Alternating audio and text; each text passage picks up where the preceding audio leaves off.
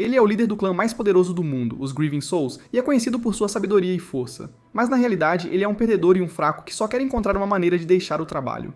Cry Andrei está relutantemente esperando na fila em uma reunião do clã de caçadores de tesouros. Ele não quer estar lá, mas não tem outra opção. Neste mundo, caçadores de tesouros são como celebridades, arriscando suas vidas explorando cofres de tesouros e enfrentando grandes monstros, assim como sua mãe. É perigoso, mas o apelo da riqueza e da fama leva muitos a se juntarem a clãs como passos iniciais, uma das principais guildas da capital. A maioria dos caçadores, a menos que sejam como Jin-Woo, não conseguem ir longe sozinhos, então se juntam a esses clãs para obter apoio. Cry tenta passar despercebido, mas uma garota atrás dele, Ruda, começa a conversar. Ele a ignora, mas ela se coloca à frente e se apresenta como uma caçadora de nível 3. Ela oferece um aperto de mão, mas Cry recusa, dando apenas seu nome. Embora desapontada, Ruda ignora e continua falando sobre si mesma. Ela vinha caçando sozinha até agora, mas quando encontrou um cofre chamado Toca do Lobo Branco, não conseguiu lidar com isso sozinha. Ela decidiu se juntar a um grupo justamente quando o homem à frente dele se virou e disse a Ruda que ela não deveria enfrentar calabouços perigosos como o covil do Lobo Branco, sendo apenas nível 3. Ele sorriu, chamando-a de amadora, e disse que mesmo no nível 3, ela ainda era uma novata comparada aos caçadores experientes. À medida que a discussão escalava, Ruda ficou furiosa, e Cry se arrependeu de não ter ficado em casa para evitar a confusão.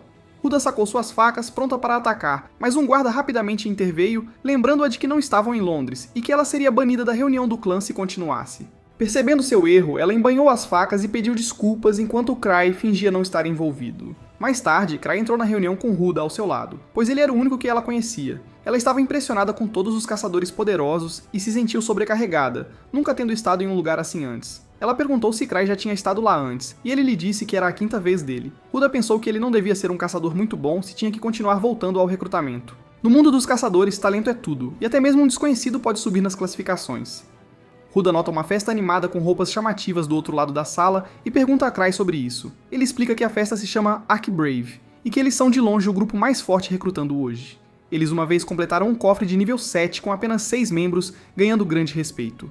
Se o líder deles, Ark Roden, te recrutar, isso quase garante uma carreira bem sucedida como caçador, embora ele seja muito seletivo. Intrigada, Ruda pergunta sobre a mesa vazia no canto, mas antes que Cry possa responder, Greg se aproxima, oferecendo-se para explicar. Apesar da discussão anterior, Greg informa a ela que a escrivaninha pertence aos Grievers, um grupo lendário de amigos de infância conhecidos como as Almas Tristes, que ganharam fama após chegarem à capital. Rumores sugeriram que eles poderiam recrutar hoje, mas a ausência deles leva Greg a acreditar que os rumores eram falsos. Neste momento, um garoto ansioso para se juntar aos Grieving Souls fica frustrado com a ausência deles, já que sonha em se tornar o caçador mais forte. Greg o acha engraçado, mas Ruda permanece calada, sabendo que o garoto é na verdade de nível mais alto que ela. Naquele momento, uma menina chamada Tino avança, pronta para calar o garoto ruivo à força, acreditando ser a única que merece se juntar ao grupo Grieving Souls. Seu parceiro tenta acalmá-la, achando que não vale a pena causar uma cena, mesmo que o garoto ruivo seja irritante. Parecia que a tensão tinha se dissipado, mas então Greg intervém, agitando as coisas. Agora toda a sala está torcendo por uma briga. Tino e o garoto se preparam e Cry sente que o caos está por vir. Não querendo ficar por perto, ele pede a Ruda para sair com ele. Quando a luta está prestes a começar, Tino, com a intenção de machucar seriamente o garoto, de repente sente uma presença familiar. Quando vê Cry, ela esquece a luta e investe contra ele. Pego de surpresa, Cry tropeça, e Tino nervosamente o chama de mestre, perguntando se ele a viu perder o controle. Ark então se aproxima, cumprimenta Cry e menciona que eles estão esperando por ele, já que ele é tanto o líder do clã quanto o chefe das almas enlutadas. Aqueles que já tinham reconhecido Cry antes ficam estarrecidos ao perceberem que ele é a pessoa mais importante ali. Apesar de toda a atenção que está recebendo, isso o faz se sentir mal, e ele só quer ir para casa. Anos atrás, quando Cry e seus amigos de infância chegaram à capital, eles estavam limpando cofres iniciais em velocidade recorde, mas havia um problema. Cry não fazia ideia do que estava fazendo. Ele foi salvo de um monstro, e seus companheiros de equipe erroneamente pensaram que ele estava se usando como isca de propósito, então ele entrou na brincadeira, embora quase tenha sido comido. Todos compartilhavam o sonho de se tornarem caçadores de elite, mas ao contrário dos outros, Cry era completamente mediano. Ele sabia que eventualmente iria atrasar o grupo, então decidiu sair antes que seus amigos começassem a ressentir-se dele. No entanto, quando tentou desistir, ele acabou se tornando o líder do grupo. Foi assim que ele acabou no comando de seus amigos incrivelmente talentosos, embora ele realmente só queira se aposentar. Ruda e Greg ainda estão chocados que Cry tenha sido o mestre do clã o tempo todo. Enquanto Cry relaxa na cadeira, Ark se aproxima e pergunta se ele chegou atrasado para se misturar com a multidão. Cry insiste que simplesmente dormiu demais, mas Ark está convencido do contrário. Não importa o quanto Cry explique, as pessoas sempre o veem como mais impressionante do que ele realmente é. Tino, infeliz com a proximidade de Ark a Cry, quer que ele seja expulso do clã, mas Cry recusa. Tino é uma caçadora de nível 4 e aprendiz de Liz, uma das amigas de infância de Cry, então ela passa muito tempo perto dele. Ark pergunta a Cry se há bons candidatos para recrutamento, mas não há necessidade real de novos membros no momento. Como Ark raramente recruta, Cry aproveita a oportunidade e pergunta se Ark consideraria seriamente suas sugestões. Para a surpresa de todos, Ark concorda em aceitar qualquer pessoa que Cry recomende. O vice-capitão tenta dissuadi-lo, mas Ark insiste que as escolhas de Cry serão dignas. Tino cora, pensando que Ark pode sugeri-la, mas ela se sente em conflito, porque na verdade não gosta dele. De repente, Gilbert, um garoto de antes, se aproxima, pronto para implorar por uma chance. Cry diz a Gilbert que o recomendará com uma condição, que como caçador, a coisa mais importante é garantir que você sempre... Se ele não tem força, ele vai acabar colocando seus colegas de equipe em perigo. Então Cry quer que ele demonstre que tem a capacidade de sempre vencer. Desde que Cry começou sua carreira como caçador, ele nunca perdeu antes, embora isso seja porque ele nunca esteve realmente em uma luta de verdade. Cry remove um de seus anéis artefatos e declara aos caçadores que a primeira pessoa a apresentá-lo a Ark será bem-vinda em sua equipe. Ele lança o anel na selva, ansioso para assistir ao caos. Gilbert agarra primeiro, mas antes que ele pudesse reagir, Tino salta sobre ele e lhe dá um joelho tão forte que Gilbert é arremessado para o outro lado da sala, provavelmente precisando de atenção médica. O anel rola pelo chão e, após um momento de hesitação, todos começam a lutar por ele. Enquanto a briga se intensifica, Cry se afasta silenciosamente, despreocupado com a destruição. Pela manhã, no entanto, a briga de bar foi notícia de primeira página, pois o lugar foi completamente destruído, embora, felizmente, ninguém tenha se ferido gravemente. Eva informa Cry que a Associação de Exploradores convocou uma reunião privada, e ele sabe que vão repreendê-lo. Quando ele pergunta como Gark reagiu, Eva diz que Gark achou engraçado e não ficou chateado. Esperando aproveitar o bom humor de Gark, Cry sugere enviar-lhe a conta dos reparos e pedir que ele participe da reunião. Mas Eva o lembra que a reunião é especificamente para ele. Sem saída, Cry concorda relutantemente em ir, sabendo que, se não for, Gark irá caçá-lo como sempre. Cry planeja usar sua arma secreta para sair do problema rapidamente, rastejar e pedir desculpas. Ele argumenta que o único dano foi ao bar, ninguém se machucou, e o proprietário já foi compensado pelos reparos, então não deve haver mais problemas. Gark ainda nem gritou com Cry, mas depois de ver o seu pedido de desculpas, decide deixar isso de lado por enquanto.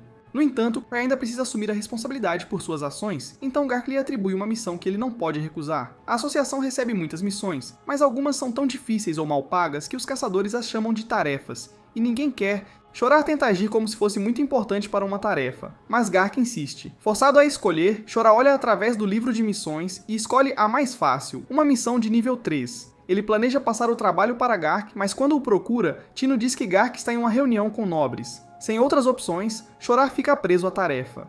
Nesse momento, Cry percebe que Tino está usando seu anel, o que significa que ela venceu seu jogo ontem. Deixando isso de lado, ele pergunta se ela está livre. Tino, empolgada e pensando que ele vai convidá-la para um encontro, fica decepcionada quando ele revela que tem uma missão para ela. Ela imediatamente tenta fugir, mas Cry convoca seu cachorro acorrentado, Silver, para pegá-la. Logo, ela está amarrada a uma cadeira enquanto Cry explica a missão. Sentindo-se traída, ela reclama que só queria um encontro, não essa tarefa miserável. Quando ela sugere que Cry deveria ir com ela, ele recusa, não querendo fazer o trabalho. E em vez disso, a manda com os caçadores de ontem. Há 6 anos, o clã mais poderoso da região, que na época nem tinha nome, chegou à Associação dos Aventureiros para se registrar. Como de costume, Cry tentou impedir a equipe de prosseguir e nem queria entrar, mas seus amigos se recusaram a desistir, apesar das dúvidas de Cry. Ele afirmou que só os atrasaria, no entanto, seus companheiros insistiram que ele ficasse como líder. Frustrado com a hesitação de Cry, o mais ousado do grupo, Luke Cycle, arrombou a porta, entrou com confiança e se apresentou como o melhor espadachim do mundo. List Smart, ao seu lado, declarou modestamente ser a espada mais poderosa da... Em seguida, Luke disse ao membro da equipe que ele era incomparável, porque, como Cry sempre disse, a verdadeira força não está ligada a uma arma. Com uma espada de madeira na mão, Luke acreditava que era o mais perigoso. Tudo o que Cry queria era que Luke parasse de envergonhá-lo em público. De qualquer forma, era hora de registrar o nome e o símbolo do clã. A recepcionista deu a Cry um formulário, lembrando-o de que o nome representa o espírito de um grupo. Como ninguém tinha pensado em um nome, Cry rapidamente sugeriu almas enlutadas e desenhou um crânio estranho, na esperança de que isso o tirasse do papel de líder. Todos no grupo odiavam o nome, então Cry o usou para destacar sua péssima liderança. Mas assim que ele ameaçou renunciar, seus amigos de repente mudaram de ideia, agindo como se o nome fosse... brilhante. Foi assim que o clã das almas enlutadas surgiu. Avançando para hoje, Greg está chocado ao descobrir que esse garoto magro e com aparência inerte é, na verdade, o mestre dos passos, conhecido por 1000 truques. Cry recorda que é o segundo título que conquistou como líder dos Grieving Souls, já que os principais caçadores de tesouros costumam receber nomes especiais e se tornam lendas. Apesar de todos dizerem isso, Gilbert se recusa a acreditar que o garoto é incrível, e Tino, que nunca gostou dele, reclama pra Cry que ela não consegue trabalhar com esse espadachim falso. Falando em falsos, Cry se considera a maior fraude em Zambrudia, porque apesar do que as pessoas dizem, está longe de ser o mais forte. Essa reputação vem dos colegas de clã dele exaltando os Grieving Souls como os melhores. Ignorando a discussão, Cry pergunta se o grupo está pronto para a missão. Gilbert, sentindo-se insultado, chama a situação de uma piada e despreza o garoto. Greg tenta avisá-lo, mas Gilbert o ignora, então Cry o expulsa da missão. Em seguida, ele pergunta a Greg e Huda se eles estão dentro, e eles concordam. Furioso, Gilbert espera que Cry implore por sua aprovação, mas Cry não se importa. Em vez disso, Cry diz a Tino para avisá-lo se ela precisar de alguma coisa. Ela aproveita a oportunidade para mencionar que realmente precisa do mestre, mas Cry nega firmemente. Com isso resolvido, Cry se prepara para sair, mas Gilbert desafia o 1000 truques, prometendo se juntar ao grupo se perder. Cry explica que Tino Shade é a líder, então é com ela que ele vai enfrentar. Tino, que nunca se contém, jura despejar punição divina sobre Gilbert, usando o impressionante alcance que ganhou através de treinamento intenso. Confiante, Gilbert promete dar tudo de si e desafia Cry novamente após vencer Tino. Cry não tem interesse em lutar, mas Tino chama a atenção de Gilbert, avisando-o que, embora ambos sejam nível 4, ela não é nada comparada ao mestre. Para tornar mais emocionante, ela larga suas armas decidindo lutar de mãos vazias. Cry acha que Tino pode lidar com um sujeito arrogante, mas a espada do purgatório que ele empunha pode dar-lhe uma vantagem dependendo de sua habilidade. Surpreendentemente, Gilbert a imita e também larga sua arma. Tino então declara que após derrotá-lo, vai tomar sorvete com o mestre, embora Cry não esteja animado com isso. Ela insiste e Cry cede para manter a paz. Motivada, Tino avança contra Gilbert com uma velocidade incrível. Ele mal consegue desviar do primeiro golpe, mas é pego por uma rápida rasteira, sofrendo seu primeiro golpe do dia. Determinado a não desistir, o homem contra-ataca a garota, mas ela desvia facilmente e o ridiculariza por desafiar o mestre dela. Embora parecesse que ele estava derrotado, Gilbert faz um retorno e recupera o controle de seu corpo. Tino então acerta o pescoço do homem, aparentemente acabando com ele. Mas enquanto todos assumem que o espadachim está derrotado, ele se lembra de sua infância como caçador. Ainda menino, ele superava alguns adultos em esgrima, crescendo rapidamente e forte o suficiente para seguir carreira na capital. Logo, formou um grupo e saqueou com sucesso cofres de tesouro, sentindo-se... No presente, seu rival o avisa para usar a espada se quiser sobreviver. Gilbert se recusa, mas ela o lembra que o orgulho é inútil quando você está morto. Relutantemente, ele concorda, embora não suporte ser mais fraco do que seu oponente. Cry intervém, dizendo a Gilbert que eles são parecidos. Assim como Gilbert deixou seu grupo devido a uma diferença de poder, Cry enfrentou uma situação semelhante, embora seu grupo se recusasse a deixá-lo ficar para trás. Gilbert começa a ver Cry como uma figura benevolente, mesmo com sua temida reputação. Enquanto isso, Cry inspeciona a espada do homem caído, observando seu dano elemental e design sólido. O espadachim deve lidar com a situação, percebendo que o homem manejava sua espada muito melhor do que ele jamais poderia, alcançando um nível de habilidade que ele nunca conseguiria atingir apesar de anos de prática. Gilbert grita que é impossível e chama o líder das almas enlutadas de monstro. Cry então explica que o material de mana é considerado a substância fundamental do mundo, mas é invisível a olho nu. Os cofres de tesouro são fenômenos onde linhas espirituais e forças condensam mana, criando mundos alternativos limitados baseados nas memórias centrais do mundo. Embora muitos reinos estudem as regras por trás disso, elas ainda não são totalmente compreendidas. O Ninho do Lobo Branco é um desses cofres de tesouro que já foi lar de monstros lobos chamados Lua Prateada, que foram caçados até a extinção por suas peles. Depois, um fantasma de lobo manchado de sangue apareceu junto com o cofre. Ao ler sobre isso, o jovem se assusta e observa que um cofre de tesouro refletindo a vingança da história é avassalador. Eva argumenta que Cry colocou o grupo nessa situação, mas ele a tranquiliza dizendo que sua equipe é habilidosa o suficiente para lidar com isso, já que o cofre é nível 3 e eles terão 4 pessoas. Além disso, Tino está vindo junto. O rapaz também agradece por tê-lo informado que Gilbert deixou o grupo, pois isso o ajudou em um momento crucial. Finalmente, o vice-mestre do clã menciona que o mestre fez uma grande demonstração com uma relíquia na sala de treinamento. Ele responde que foi fácil de controlar, especialmente porque até Gilbert conseguiu usar sem muito conhecimento. Cry gosta de colecionar relíquias de vários poderes e formas, e está curioso se Gilbert venderia a lâmina do purgatório. Ao ouvir isso, Eva perde a paciência, apontando que o chefe já possui relíquias semelhantes e até fez um empréstimo com Citri devido a dívidas. Apesar de receber a mesma comissão que os outros membros dos Grieving Souls, o clã não tem fundos infinitos. Envergonhado, Cray tenta responder, mas só se lembra de que precisa de alguém para recarregar suas relíquias. Ele procura 2 aliados, e enquanto um recarrega as relíquias, o outro informa que um lobo fantasmagórico recentemente destruiu uma caravana com escoltas de nível 3, perto do ninho do lobo branco. Embora Cray presuma que sua equipe possa lidar com isso, o homem alerta que os fantasmas estão ficando mais fortes. A mulher acrescenta que Rudolph Deval, um poderoso Lancio nível 5, apareceu lá, e Cray lembra que ele é procurado para um trabalho relacionado à guilda. Preocupado que a missão possa falhar, Cray espera que Gilbert tenha recarregado a lâmina do purgatório. Enquanto isso, a equipe está a caminho do ninho, e Tino não ajuda no moral ao revelar que escreveu um testamento antes de partir. Ela argumenta que se seu mestre a enviou, a missão deve ser difícil, mas confia que Cray não a colocaria em um grupo aleatório. Embora o resto da equipe sinta que é exatamente isso. Gilbert aceitou o trabalho porque os 1000 truques já sabiam por que ele deixou seu grupo anterior. Tino explica que o homem é brilhante em dedução e tem vasto conhecimento sobre a capital e seus arredores. Então provavelmente deduziu isso pelas palavras de Gilbert. Huda duvida disso, mas Greg acredita que só uma mente tão calculista poderia ter previsto o incidente no bar. Tino acrescenta que o mestre deles planejou meticulosamente a missão para garantir que não houvesse perigos graves e nunca os enviaria à morte sem um cuidado minucioso. Ironicamente, depois de enviar um grupo para a morte sem pensar muito, Cray decide alcançá-los a tempo de ordenar que abortem a missão. Enquanto isso, a equipe mal chega antes de encontrar um fantasma empunhando uma espada e escudo muito mais forte do que qualquer humano. Enquanto Cray procura entre a bagunça interminável pelo relicário, Eva o repreende por carregar um slime proibido de Citri. Apesar disso, Cray voa com o relicário instável, que pode acabar sendo seu último voo. Anos atrás, nos primeiros dias da Alma Enlutada, havia apenas uma semana desde que o clã começou a operar na capital e Gilbert já estava furioso. Sua espada divina, Lâmina do Testamento, tinha se quebrado como um graveto. Outros membros ciumentos brincaram que lutar contra fantasmas com um bastão seria difícil, enquanto Tino comentou que não esperava encontrar um ciclope em um cofre de nível 1, já que esses monstros eram de nível 4. Ao ouvir a conversa, um frequentador bêbado da taverna os chamou de novatos, afirmando que um ciclope nunca apareceria na caverna do Goblin, e mesmo que tivesse, não teria sobrevivido. Nesse momento, 2 integrantes do clã se aproximaram, revelando o ciclope ao bêbado, deixando-o pasmo. Cray, observando, pensou que era exatamente por isso que ele não queria trazer a criatura junto. Avançando para hoje, Gilbert Bush corta um lobisomem ao meio. Exausta, Huda reclama que um monstro desses não deveria aparecer em um cofre de nível 3. Da mesma forma, Greg não entende por que a lâmina do purgatório não acendeu durante a batalha, ao que seu dono responde que a espada está sem mana, e ele não pode recarregá-la sozinho. Huda sugere recuar, e Greg acrescenta que as coisas não são como foi dito, provavelmente significando que o grupo que vieram salvar já está morto. Apesar disso, o líder Tino insiste que o plano permanece inalterado. Greg pergunta ansiosamente se a sobrevivência não é a prioridade, mas Tino afirma firmemente que não vieram para coletar monstros. Aqueles que estão resgatando estão vivos e executando a estratégia perfeita de nível 8, com o esgotamento da lâmina parte do plano mestre.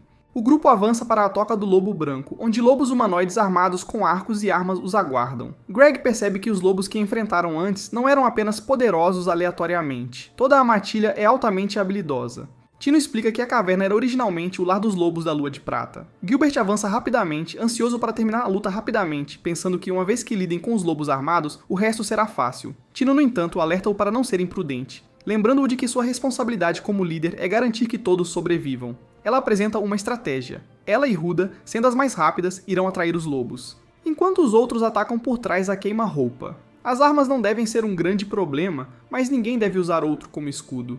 Enquanto isso, Cray secretamente espera que pelo menos Tino sobreviva, mesmo que os outros não.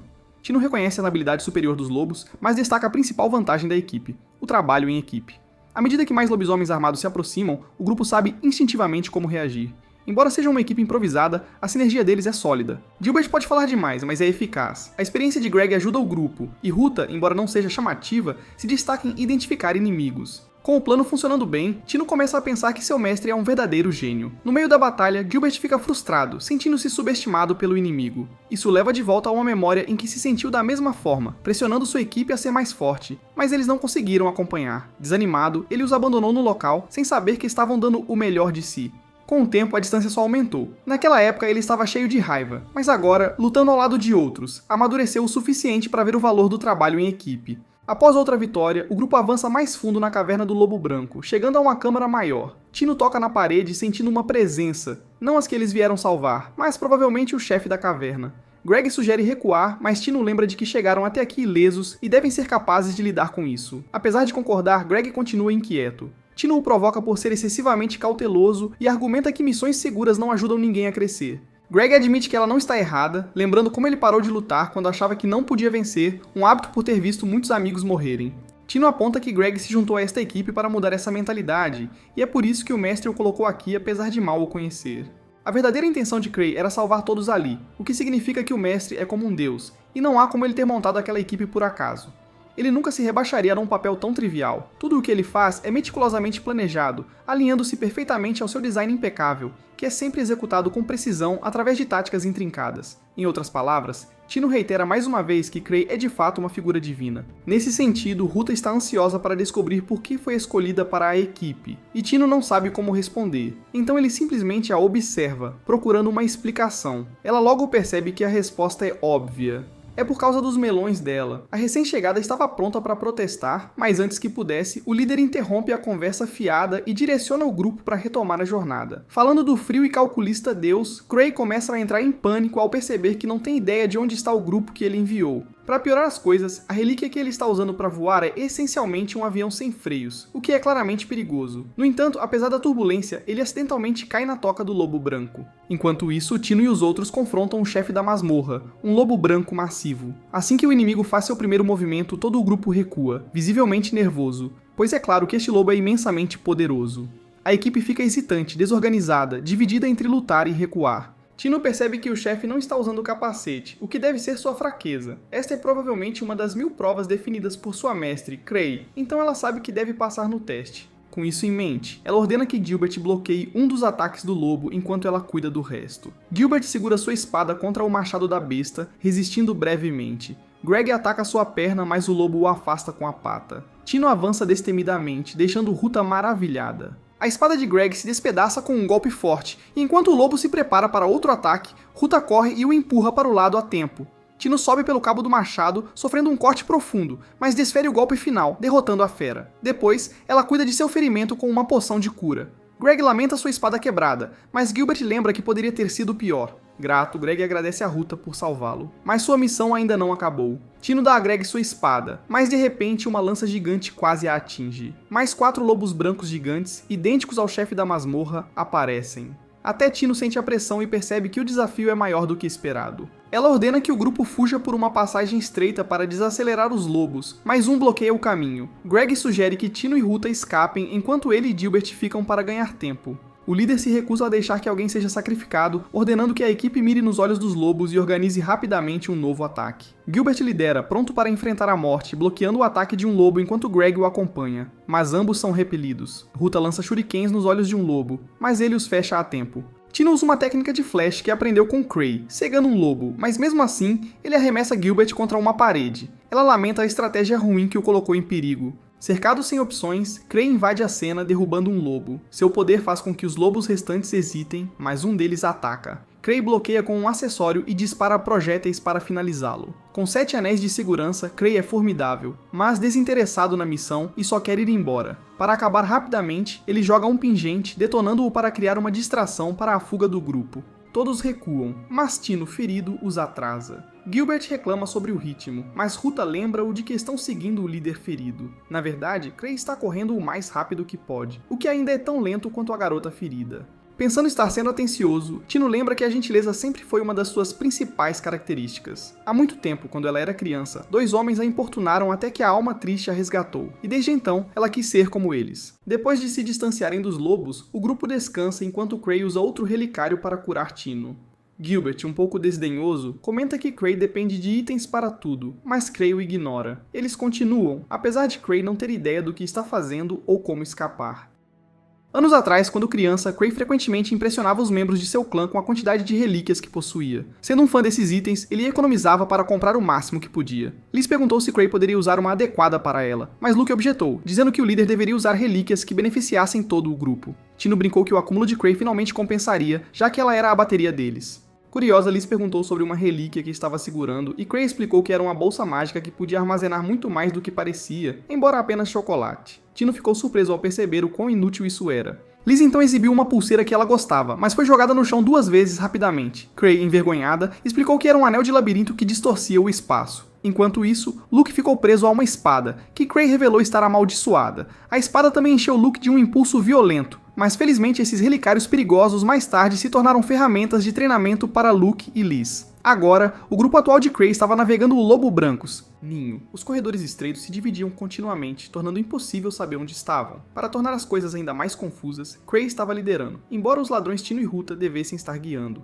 Naquele momento, Cray olhou para trás de repente, fazendo com que todos fizessem o mesmo. Na verdade, ele apenas queria ver se Tino olharia para ele, preocupado que ela pudesse estar ressentida por ele a ter arrastado para esta missão caótica. Como ela olhou para trás com os outros, Cray começou a acreditar que ela não queria mais falar com ele, e uma onda de ansiedade o atingiu. Embora ela sempre tivesse dito que o adorava, ele sentia que tinha realmente estragado tudo e que talvez precisasse pedir desculpas de joelhos. Logo em seguida, Gilbert perguntou se eles estavam indo em direção à saída, levando Cray a olhar para trás novamente, fazendo todos seguirem. Terno. Internamente, Cray pensou que estavam indo em direção à saída, mas ele não tinha ideia de como chegar lá. Tino explicou a Gilbert que descobrir o plano do mestre fazia parte do treinamento deles, e revelou que nunca estiveram indo em direção à saída desde o início. Até Cray ficou chocado, então ela acrescentou que tinha verificado o mapa anteriormente e tinha alguma ideia dos caminhos da caverna. No entanto, a rota em que estavam nunca levaria à saída. Para sair, teriam que voltar à câmara do chefe. Ao ouvir isso, Cray percebeu que tinha estragado tudo, especialmente porque nem tinha percebido que os lobos gigantes eram os chefes. Ruta então perguntou para onde estavam indo, embora soubesse que fazia parte do plano. Cray ficou em silêncio, sem saber o que fazer, e apenas esperava que ninguém agisse como se estivesse dependendo dele. Ele continuou andando em silêncio. Depois que Cray de repente se virou, os outros foram atraídos para o que estava na direção oposta. Tino reiterou mais uma vez que seu mestre sempre tinha uma razão para suas ações. Com isso, todos correram para o outro lado. Confuso, Cray verificou a situação e descobriu que os soldados que eles vieram resgatar estavam naquele corredor. O líder deles, Rudolph, agradeceu-lhes com gratidão, e Tino deu todo o crédito ao seu mestre, que ela disse sempre saber o que estava fazendo. Cray desconsiderou isso como coincidência, deixando Gilbert perplexo com seu comentário. Greg observou que isso só fazia Cray parecer mais misterioso. Ruta mencionou que tinha curado os feridos, mas eles ainda precisavam de comida. Então Cray tirou seu saquinho de chocolate infinito e o distribuiu. Gilbert perguntou como funcionava, mas Cray disse que era um segredo. Greg então admitiu que quando ouviu que os soldados desaparecidos eram nível 5, pensou que devia haver um engano.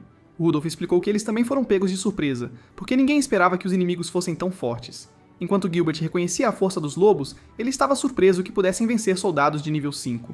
Rudolph esclareceu que não foram os lobos, mas um inimigo solitário, um pequeno fantasma com um rosto coberto por um crânio, possivelmente a manifestação da maldição da lua prateada. Esta maldição se formou após os humanos exterminarem os lobos, transformando seu ressentimento em um poder mortal. Rodolfo estava convencido de que estava certo, incapaz de pensar em outra explicação. Ele e seus homens estavam confiantes, mas o fantasma parecia rivalizar com as 1000 espadas, o maior espadachim da capital treinado com uma lâmina sagrada, um lunático que poderia derrotar qualquer um, mesmo com uma espada de madeira. Cray conhecia bem esse homem. Ele era Luke Cycle, amigo de infância de Cray, e membro de Grieving. Alma. Cray pensou que o fantasma era forte, mas duvidava que igualasse as 1000 espadas. Luke não estava lá, e Tino não conseguia lidar com o fantasma sozinho. Cray lamentou não ter esperado por Ark e sugeriu que partissem antes de encontrar a criatura. No entanto, como Tino Shade era líder da missão, eles tinham que seguir sua orientação. Ela admitiu que era inferior ao seu mestre, mas Cray a tranquilizou, dizendo que isso fazia parte de seu treinamento e que ajudaria, se necessário. Na verdade, Cray estava cansado de liderar e queria passar a responsabilidade. Shade aceitou o desafio e concordou que sair rapidamente era a melhor opção. Ao retomarem a jornada, Tino liderou o grupo em direção à saída. Rudolph ofereceu-se para ficar para trás e ganhar tempo enquanto seus companheiros escapavam, mas o líder assegurou-lhes que com o mestre presente, todos estariam seguros. Hellion, um dos homens de Rudolph, insistiu que era seu dever ser o escudo, já que seu superior só aceitou a missão por ele.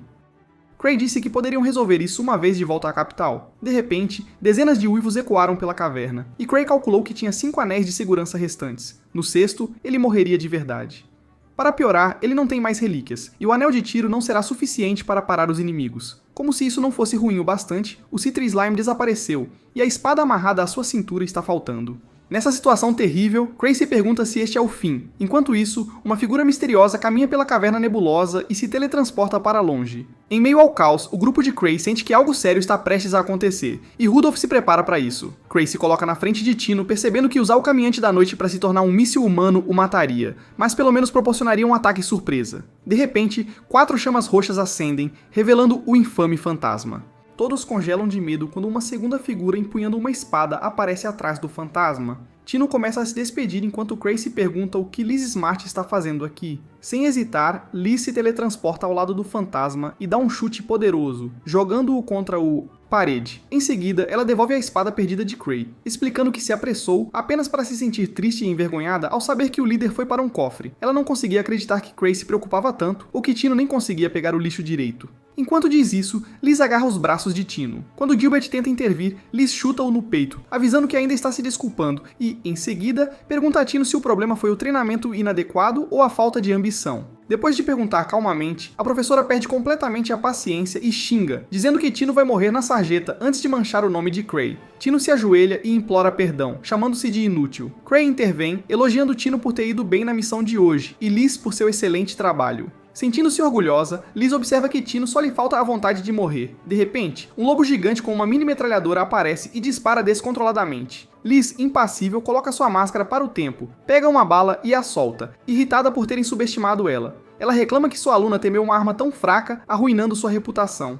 Liz então salta no lobo, chuta sua cabeça e o arrasta para o chão com uma trilha de energia que... Em meio ao caos, ela grita que matar inimigos da maneira que você quiser é o mais divertido. Com o lobo caído, apenas o fantasma permanece. Ele ataca com uma velocidade incrível, mas Liz para sua lâmina com uma mão, mostrando ao seu aluno que isso é fácil. Ela acerta o fantasma no estômago com o joelho e o derruba com um soco, ensinando que a melhor maneira de vencer é matar seu inimigo sem hesitação, mesmo que isso arrisque sua própria vida. Ao transmitir esses ensinamentos para Tino, a professora a insulta repetidamente, chamando-a de estúpida e outros nomes duros até que ela comece a chorar. Durante isso, Cray percebe que o fantasma não tem chance contra as 1000 espadas, e que as batalhas de Liz e Luke foram o que ajudaram a melhorar tanto a alma de Luto. Hoje em dia, Liz Smart é mais rápida do que qualquer um, ganhando o apelido de Sombra Sufocada na capital. Após a vitória, Gilbert Bush declara que Cray pode ficar com a espada do purgatório, pois ele planeja reiniciar sua jornada e em breve será capaz de pegar balas no ar como a Sombra Sufocada. Tino, Greg e Ruta duvidam disso, mas Cray só quer sonhar e ser feliz. Como ele deseja ser tão forte quanto Liz Smart, ele recebe o conselho sobre as máscaras personalizadas de Stag. 6 anos atrás, Cray errou um pedido para seu clã e recebeu máscaras sem buracos para os olhos, mas o grupo ainda as amava e as tornou parte de sua identidade. Se você está gostando da jornada desta série, por favor, aperte o botão de like e inscreva-se, e ative o sino de notificações para não perder nenhuma atualização. Todo o seu apoio me ajuda a continuar trazendo mais resumos de alta qualidade. Obrigado, pessoal. Chegamos ao fim do vídeo. Dê like e se inscreva para mais.